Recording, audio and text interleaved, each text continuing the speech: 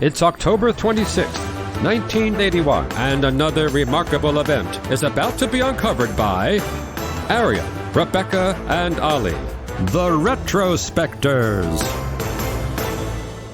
It was on this day that Under Pressure was released, a song with possibly the most catchy bassline hook in the history of pop. Ollie, Rebecca, you want to give it a crack? Yeah,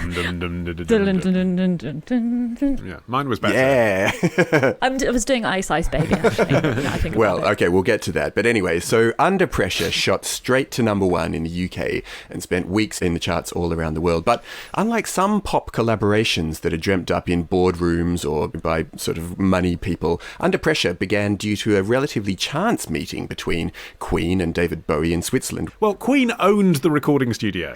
Queen owned the Mountain Studios in Switzerland. And there are a couple of reasons that David Bowie was in Switzerland. One is that he was a tax exile, not very rock and roll. Not very well known about Bowie either, is it? No. If you do enough weird stuff, people won't notice you dealing with your taxes. It's got two different eye colours. It's distracting.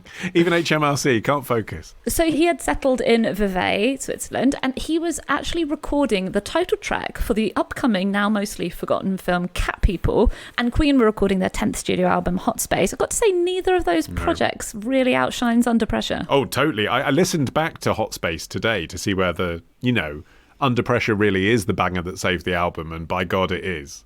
I mean, I appreciate Queen's musical diversity, but it's like a very mild, weird disco album, and then it's got Under Pressure on it. Bowie turns up for whatever reason. Probably in some way it had been arranged, but they all start jamming on their instruments. And in fact, Bowie then does some backing vocals for a song called Cool Cat, but in the end, he wasn't very happy with them, so they never ended up being used. He's there for cat people. He's not there for Cool Cat. Yeah, well, true. He's got his cat quotient. He was like, I don't want to be pigeonholed as the cat guy. But at some point, Queen's drummer Roger Taylor says, hang on a minute, we're just doodling around. Why don't we actually write a song of our own? And that's where they started to do some recording. You're making it sound a little bit Enid Blyton. Golly gee, guys, let's write our own song. It's probably worth remembering that there was a lot of wine and cocaine involved in this spontaneous jam session. That is why, I think, there's no one definitive version on this, because genuinely everybody was wasted and doesn't know. Yeah. But Deacon did dum dum dum dum dum dum, which is so iconic that like you hear 3 seconds of it apart from Rebecca's rendition, you know exactly what song it is. But then they all went to go and get off their face on Fondue and Blow, and when they came back they couldn't remember the basis. So there was like 5 different versions. That was the first bit of tension, apparently. We're trying to remember what the bass line was going to be that was going to drive the whole song. And also it raises the first question mark, which is who remembered the bass line? Yeah. Because Deacon had something, but it may not have been that exactly, because some versions of the story say that Deacon started playing something and Bowie went, actually, no, that's not what you had. It was more like this. And then he goes, dum dum dum da da dum dum, and it's then that you have the foundations of the song start to be built. And John Deacon was the bassist, and ordinarily if the question was who came up with the bass line, I'd be inclined to go with the bassist. However, Deacon himself would later credit it to Bowie on at least one occasion. I don't know why he didn't want the credit for it, but it just seems like he was really willing to pass that one off onto Bowie. But they're a famously collaborative band, Queen, weren't they? So like the pub quiz fact everyone knows about Queen is they're the only band ever to have all written, each individual member has written a UK #1 single. So like they were genuinely really collaborative and quite open to the idea that they all had musical influences, which is why they were doing a disco album and they were a rock band. Like they just did whatever the hell they wanted, didn't they? Although it's weird that also in the other direction, Bowie often credits it back to Deacon and he says, no, actually it was he who came up with it. So maybe this is a case of just English gentlemen being gentlemen. But I mean, obviously the bass line is crucial in Under Pressure. I'm not saying it isn't. But have you come across Feel Like? I read about it, but I haven't listened to it. Okay, so now, pause this show. Actually, don't. I'll put a link in the episode notes, right? So in the show notes for this, there's a link to Roger Taylor's demo for Feel Like, which was a song that they were working on at Mountain Studios in Switzerland as Queen. Credited to Roger Taylor as composer, and it is Under Pressure. It doesn't have the lyrics. Bowie obviously wrote the lyrics, right? Yeah.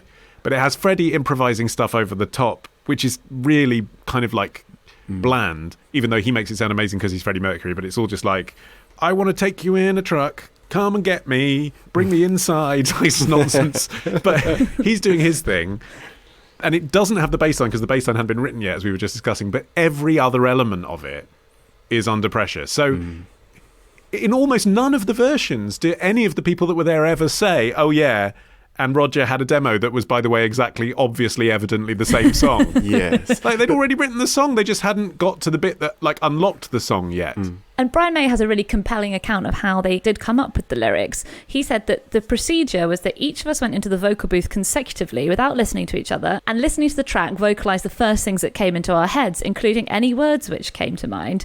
And then he says the next morning, David Bowie was in there first and told us he wanted to take the track over because he knew what he wanted it to be about. It was unusual for us to relinquish control like that, but really David was having a genius moment because that is a very telling lyric. Yeah, but also, like, look at the difference between what they came up with. Like, Yes. Bowie does, it's the terror of knowing what this world is about, watching some good friends screaming, let me out. Freddie comes up with, biddy-da-bear. I mean, literally. I think you're wise to let Bowie do the lyric. Yeah, and apparently it was Bowie's suggestion that the two singers should work in isolation, but then he broke his own rule. So Reinhold Mack, the producer who did some work on the Hot Space album, later told this story where he said that Mercury had adhered to this rule and gone off and gone, okay, well, I'll write my stuff in isolation. But Bowie had snuck down when Mercury was doing his recording, listened into the session, and then responded lyrically to what Freddie Mercury had been singing. And so that's why the final verse in the song is a really nice summary that brings together kind of the themes that both of them were exploring, because he broke his own rule. But also, I think that songwriting process explains a bit about what's unconventional about it as a duet, doesn't it? Because most duets are love songs, or the participants take verse, chorus, and then join in at the end, right? But this is, I mean, okay, yes, they both, I suppose, in their public profile had an ambivalence about their sexuality, so there's that in common. It's maybe not as odd to have those two male voices singing next to each other in 1981 as it might have been than if one of those voices was Barry White. But still, it's not clear when you listen the very first time, like, who is who? You know, like they're both singing. They're not trying to steal each other's limelight. They're just, it's almost like their voices are instruments rather than they're singing a duet with each other. And there's loads of other elements that are just really unusual and unique about Under Pressure as well. One is that the video doesn't feature either artist. That it was actually just a load of stock footage. And apparently it's because Bowie and Queen were both on tour. But that feels like a bit of a paltry excuse. Do you know what I mean? It seems like that's an almost inconceivable missed opportunity.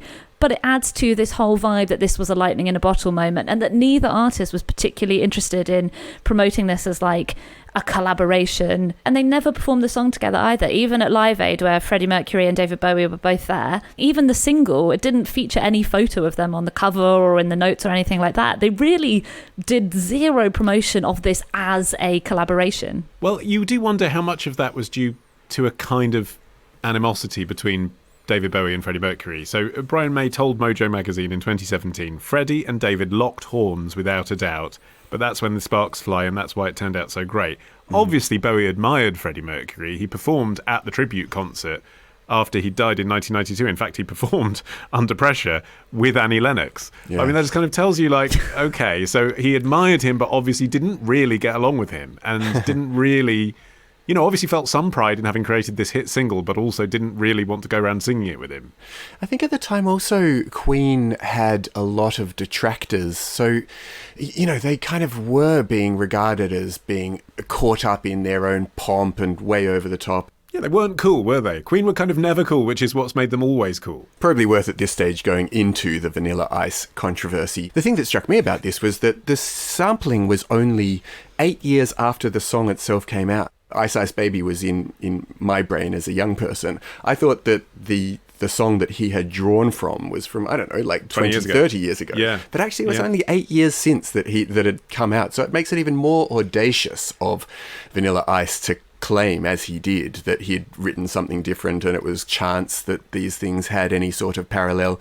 He then did kind of move away from that position and ultimately ended up conceding that he had been inspired first by some aspects of it, but he continued to say that he'd tweaked it sufficiently that there shouldn't be a sort of copyright case. That makes it interesting that, in fact, when you search for Under Pressure on Spotify, do you know what artist it recommends, Rebecca? It's neither Queen nor David Bowie nor Vanilla Ice. No, go on. It's Jedward. Jedward from 2010. What? And they released, I'd forgotten about this, but Jedward released Under Pressure featuring Vanilla Ice breaking into Ice Ice Baby halfway through. Oh, wow. Who knew? That is an unholy coming together of artists. Much less rock royalty than we had the first time around.